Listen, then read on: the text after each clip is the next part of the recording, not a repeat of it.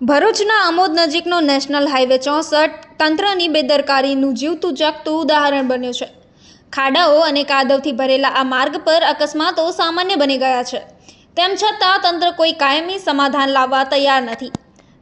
તાજેતરમાં એક ટ્રક અને કારમાં ખાડામાં ફસાઈ જતા ટ્રાફિક જામ થયો હતો, જેના કારણે વાહન ચાલકોને ભારે મુશ્કેલી પડી હતી। આ પરિસ્થિતિમાં આમોદ પોલીસે સ્થળ પર પહોંચીને ટ્રાફિકનું નિયમન કર્યું અને પરિસ્થિતિ રાબેતા મુજબ કરી હતી। જો કે આ ફક્ત એક કામચલાઉ ઉકેલ છે। અગાઉ પણ કોંગ્રેસ અને સ્થાનિકો દ્વારા વિરોધ પ્રદર્શનો કરવામાં આવ્યા હતા, પરંતુ તંત્રની બાહેધરીઓ માત્ર શબ્દો બની રહી છે।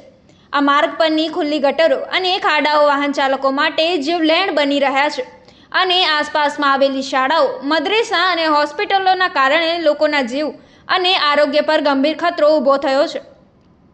તંત્ર કોઈ પણ મોટી દુર્ઘટના થવાની રાહ જોઈ રહ્યું હોય તેવું લાગી રહ્યું છે અને લોકો આ સમસ્યાનું તાત્કાલિક નિવારણ લાવવાની માંગ કરી રહ્યા છે।